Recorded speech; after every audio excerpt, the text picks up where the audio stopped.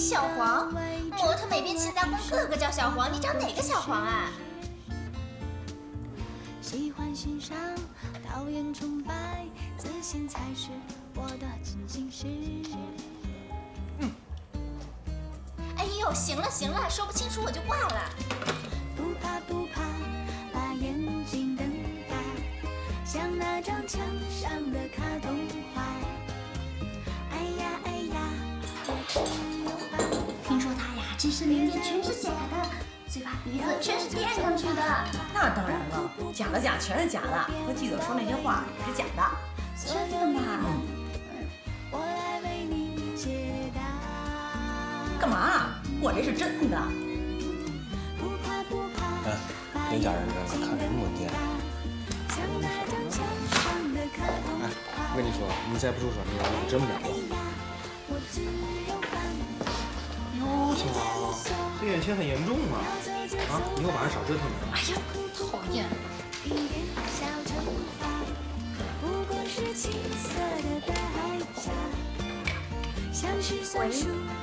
妈，宝宝睡醒了吗？真的？你在吃东西了吗？杂志社首先要改革的就是人。说宝宝一定要出去多走。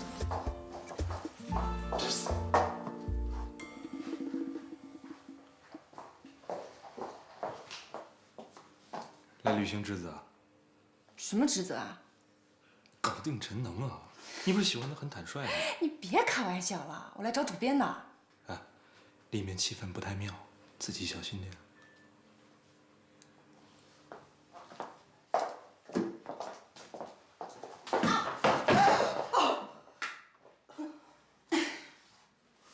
韩主编，乔总监，看见了吗？这就是杂志社的现状。领导讲话有人偷听，然后出去散播消息，造谣生事，弄得杂志社人心涣散，毫无斗志。不是的，主编电话一直在响，我怕耽误什么急事，就送过来。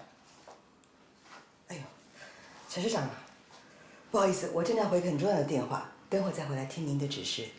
哎，小周，你先等会儿。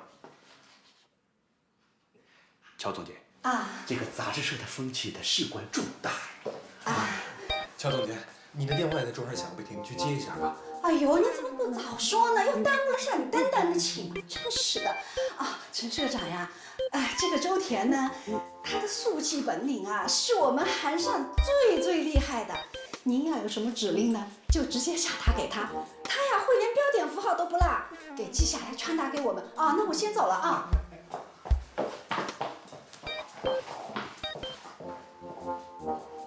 小周，我刚才在杂志社转了一圈，就你一个人老老实实在位子上办公，我还没来得及在韩主编和乔总监面前表扬你，你就给我来这么一手。我没有偷听，真的，我。行了，过去的事儿，既往不咎。以后可不许在门外偷听了啊！有事儿有问题，大大方方的进来请教我，不要怕，领导也是人嘛。我呀，有时候爱批评人，但是批评归批评，还是以教育为主嘛。啊，这样，我这儿还有50多条意见，你转达给韩主编。来，我说你记啊。韩主编，经过这几天在员工中的走访，我得到了一个印象。您请说。在韩上，你是独一无二的女王。请注意“女王”两个字。自辛亥革命推翻封建王朝以来，我们中国一直在向着民主的道路上前进。我们杂志更是站在文化领域的最前沿，传播的是最先进的文化。可是杂志社里竟然出现了封建社会的女王，这是可悲的倒退呀！乔总监，恕我冒昧，您芳龄几许呀？哎呀，陈社长，我这个人平时啊记性特别的好，可是我偏偏吧就记不起自己的年龄。不记得不行啊。女人最终的归宿是家庭。如果一个40几岁的女人，一天到晚还以为自己20几岁，不想结婚，不想生孩子，这是潜在的社会不稳定因素啊！哎呀，陈社长，看来您可真渊博呀！女人的心理还有社会学，您都那么精通啊！我们在社会上行走，能力是其次，品德最为重要。破坏别人家庭，充当第三者，这在古今中外、东方西方都是会被谴责的。做领导的如果行为不端，如何教导员工？对。邓主任，听说你平时不太爱说话。啊，该说话的场合我会说的。什么场合下呢？比如上班时间打私人电话，关心宝宝是醒了还是睡了。邓主任，你身为编辑室的主任，自己不以身作则，如何要求下属严格自律？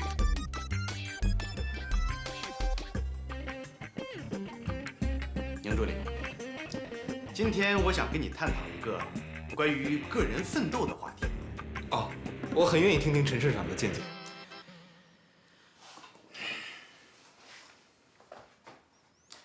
人生的过程，就是奋斗的过程。奋斗是万物之父。古今中外，凡有所作为者，无不经过拼搏和奋斗。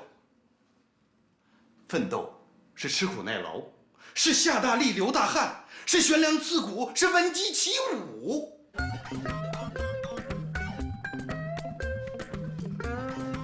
宁助理，你同意吗？同意。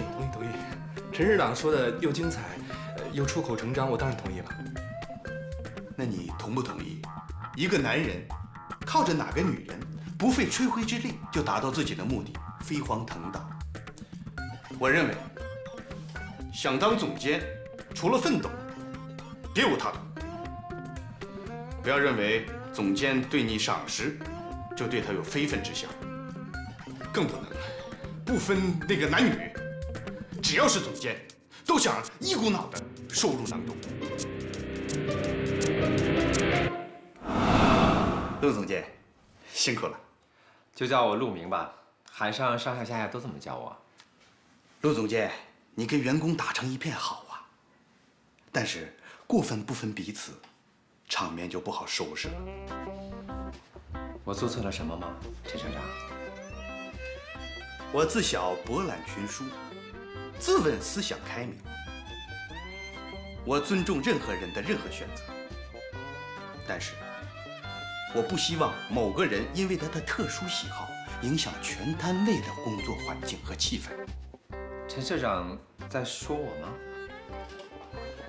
陆总监，我跟你直说了吧，你跟那谁啊，你们在外边怎么样，我不管，这是你们的自由。但是我请你以后在函上，你和宁助理在员工面前不要有过分亲昵的言行和举止。之所以这样要求你，因为你们的行为和举止给全体员工造成了这个起鸡皮疙瘩的感觉。